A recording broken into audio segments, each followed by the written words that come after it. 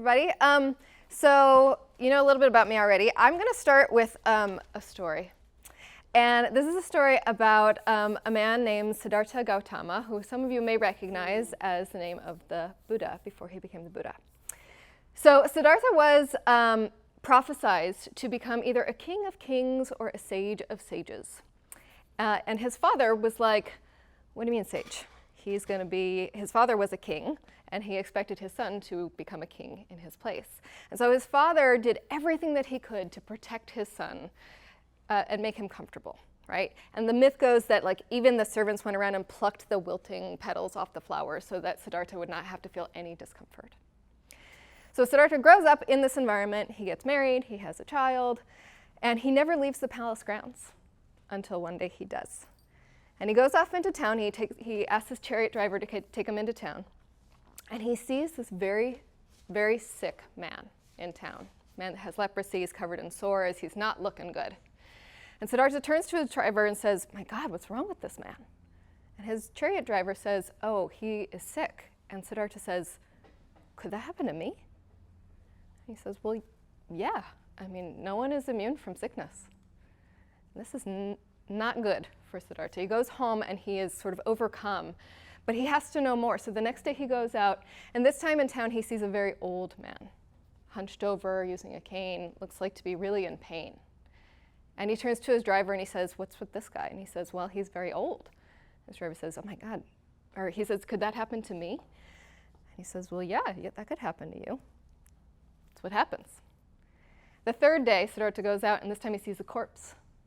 And he asks the same question. And his driver says, well, yes. Some people may avoid sickness, you may avoid old age, but no one can avoid death. And Siddhartha goes home, and he is having a full-on existential meltdown. Sickness, old age, death, he can't deal with it.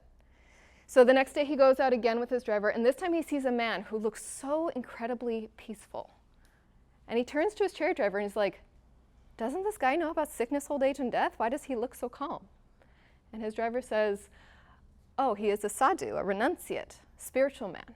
He has gone out, he's renounced all of his things and gone into the forest, and he's found liberation from the suffering of sickness, old age, and death.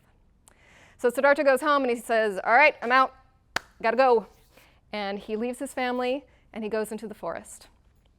And there he spends 6 years traveling and learning from the gurus of the day.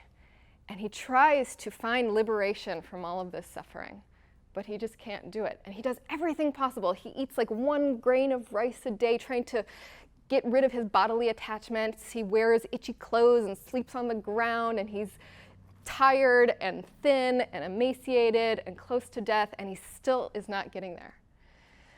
And so one day he is out with his begging bowl, and he gets a bowl of milk from one of the neighbors, and he drinks the milk, and it sort of like knocks some sense into him, and he's like, this is dumb.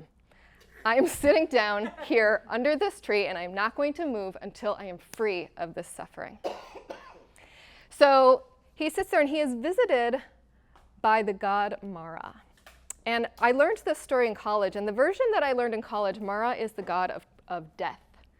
And Mara gives him sort of this last temptation, and he says, Siddhartha, this is ridiculous. What are you doing? You should give up this search. I'll give you virgins, right? As that was always the temptation in the day, apparently, right? And then he says, Siddhartha doesn't want the virgins. He's like, well, you should go back to your family. You shouldn't be doing this. Think of the people that you've left behind. Get up, go do that. That doesn't move him. And so eventually Mara gives him this ultimate temptation, and he shows him the true face of death in all of its horror. And Siddhartha reaches toward the earth and touches the ground, as if to say, ashes to ashes, dust to dust, we're all gonna die, I don't care, right? And at that moment, he becomes enlightened. Or at least that was the version that I learned in college. And when I learned that version, I thought that the message was like, all right, you just gotta face the worst thing imaginable calmly and serenely and unemotionally. You just gotta stay present, stay equanimous. And I took that lesson into my career as I was getting my PhD in philosophy. And I took it into my motherhood when I became a mother 9 years ago. And it's no wonder, because of course mothers are given this,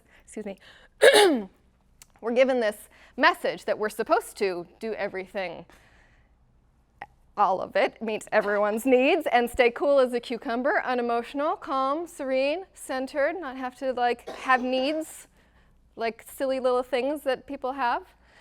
And so I had this sense that this was the right thing to do. This is the way to be. And it makes sense because, again, women are given these structures that we're told that we're supposed to serve everybody. We're supposed to do it perfectly. Well, it didn't work out too well for me. I then was trying really, really hard and ended up, I spent about a week in a psych hospital when my daughter was 3 months old. And I was just needing to do everything right, needing to be the person that I was. It was before I had done all of the TED Talk and the New York Times, and I was really wanting it. And I also wanted to be the perfect mom, and it caught up with me. And so, I'm just checking my time. And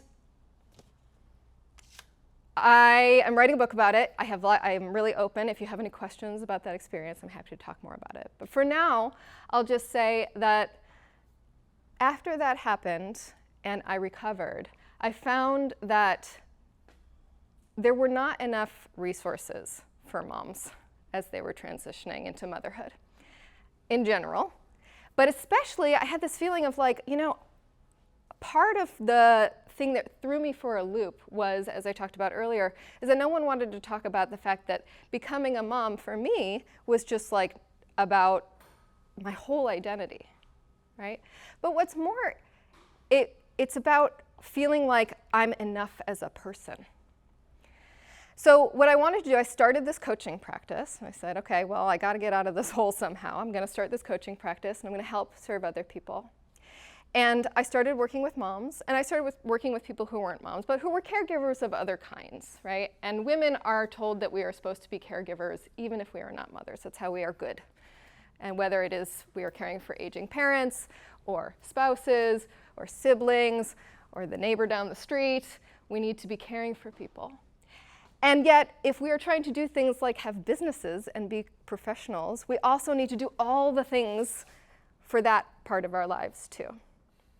So I want everyone to just take a moment and just close your eyes and think about your to-do list and just notice what happens in your body, right? It is enough to make you feel tight, make you feel overwhelmed, right? This feeling of you've got to serve everybody and do everything, right?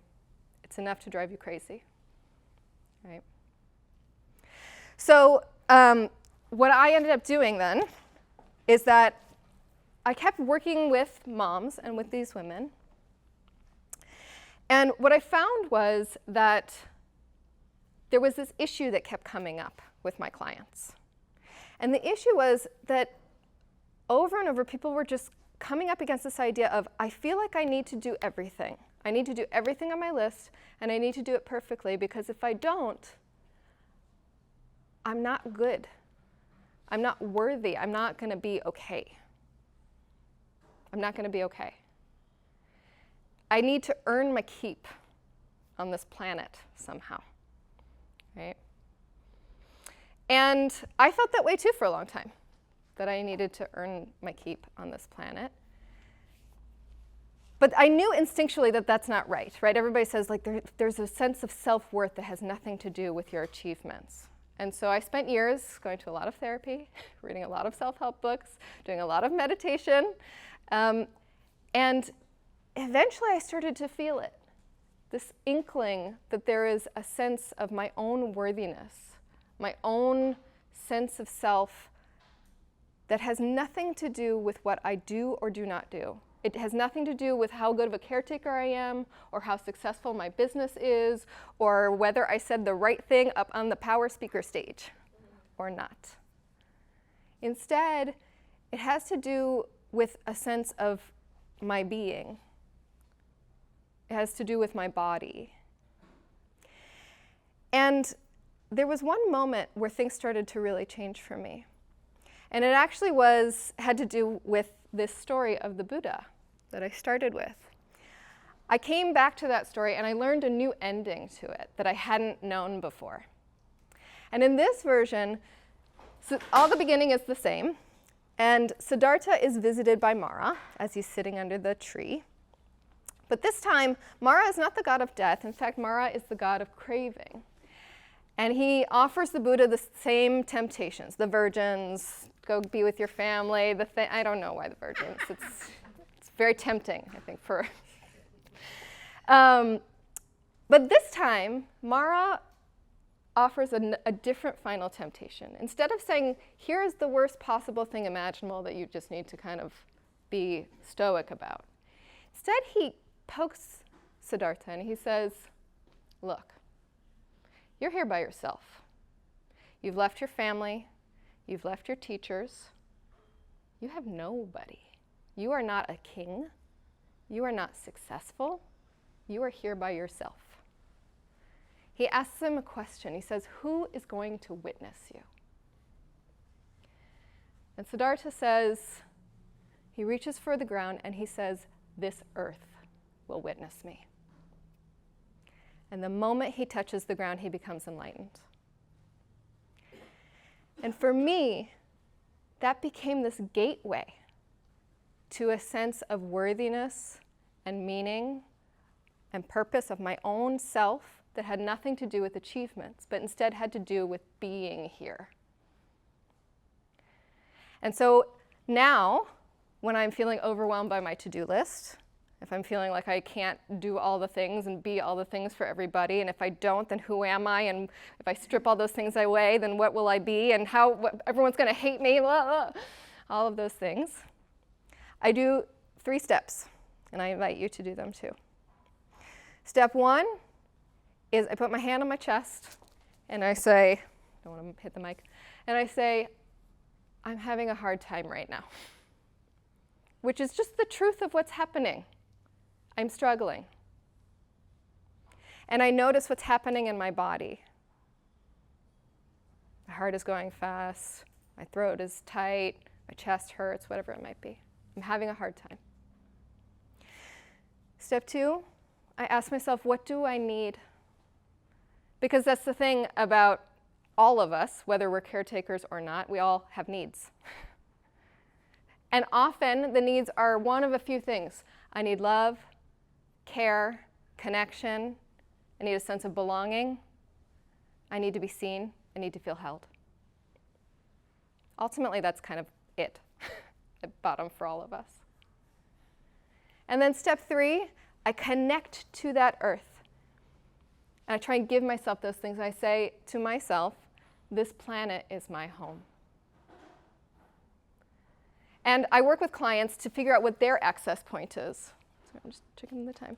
To figure out what their access point is. Right? Some clients, they really connect to this idea of the earth. Right? This earth witnesses me. For others, I have one client who says she really likes to think about the moon looking at her. Right?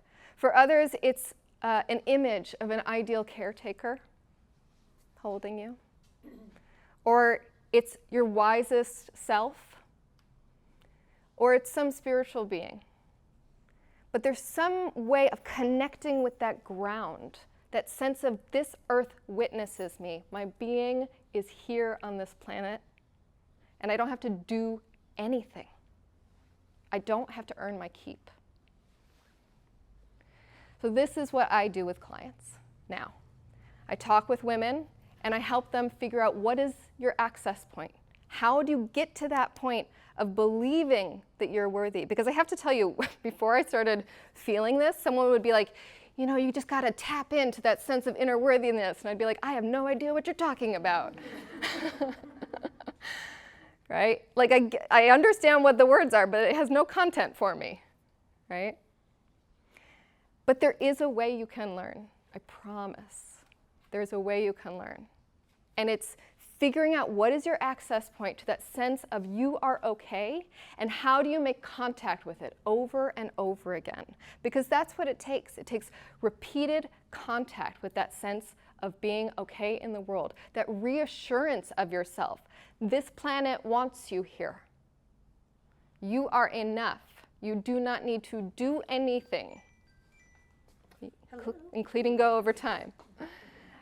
So I do that with clients now, and I invite you all to come do that with me. I have a sign-up sheet at the vendor table over there, and I'm going to open up I do 90-minute spots, 90-minute sessions for free with folks, and I'll open 3 of them for folks here. So you have to apply, but if you want, you can put your name over there, and I'll reach out to you with the application if you want to talk with me about figuring out your access point.